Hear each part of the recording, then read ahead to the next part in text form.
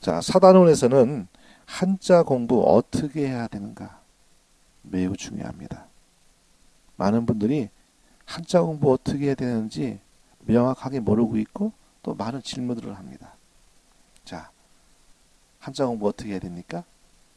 우리가 무슨 일이든 원리를 알으면 의외로 쉽게 배울 수 있고 쉽게 할 수 있죠. 한자 공부도 마찬가지입니다. 한자를 만든 원리를 알아야 됩니다. 그러면 먼저 기본 글자인 부숫자 정확히 알아야 됩니다. 자, 영어 단어는요, 알파벳 26자로 만들어지죠. 거기 뭐 간단한 예가 나옵니다. 소년 하면 BOY, 그죠? 소녀, 걸, GIRL. 그래서 영어 단어를 공부할 때 이 26개 알파벳을 모르고서야 영어 단어를 공부할 수 있고 더 나아가서 영어 문장을 공부할 수 없는 것이죠. 한글도 마찬가지입니다. 한글은 14개의 자음과 10개의 모음으로 한글이 만들어지죠. 소년, 소녀 거기 예를 들어놨습니다.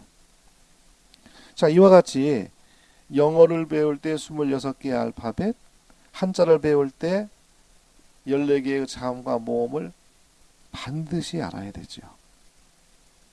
이것을 모르고서야 어떻게 한글을 배울 수 있고 영어를 배울 수 있습니까?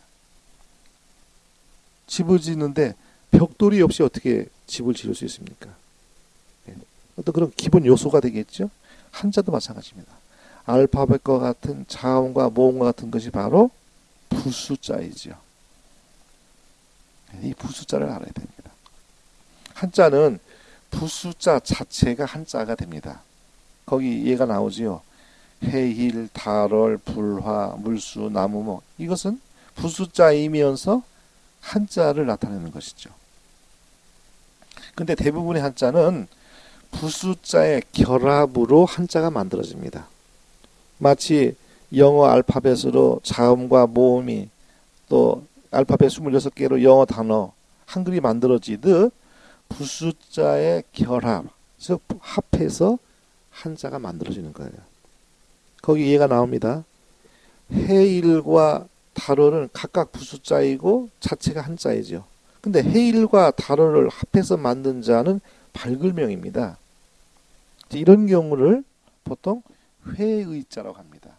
이 회자는 모았다는 거예요. 모을 해자예요. 의자는 뜻 의자입니다. 그래서 두 글자를 모아서 뜻을 새로운 뜻을 가진 한자를 만든 경우를 회의자라고 합니다. 해도 밝고 달도 밝은데 그것을 합해 놓으니까 얼마나 밝겠어요? 이제 그런 의미로 밝을명 이런 글자를 만든 것입니다. 회의자죠. 두 번째가 나무목하고 주인주를 합해서 기둥주라는 새로운 글자를 만든 거예요. 그럼 기둥은 나무의 뜻이죠. 그 뜻은 나무목 뜻입니다. 이 주인주는 소리만 빌려다가 쓴 거예요. 그러니까 뜻은 기둥의 뜻이고 읽을 때는 주로 읽죠. 기둥주. 이것이 형성자입니다. 여기서 얘기한 형은 뜻을 의미해요. 성은 소리성자에서 소리. 그러니까 뜻과 소리를 합쳐서 만든 자가 형성자입니다. 3급 1817자를 기준으로 해볼 때 70%가 형성자예요. 전체 한자의 90% 이상.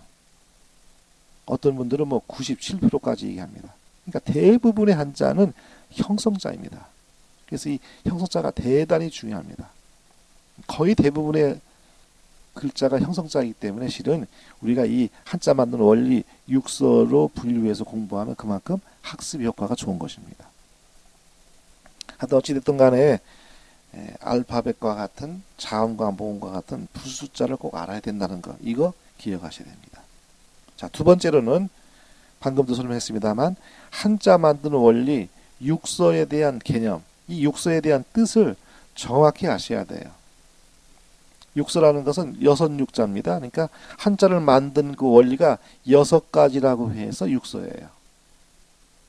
많은 사람들은 뭐 한자 그냥 모양을 본뜬 글자다 이렇게만 알고 있어요. 상형자 그것이 근데 실은 상형자는 기본 글자고 많지 않습니다.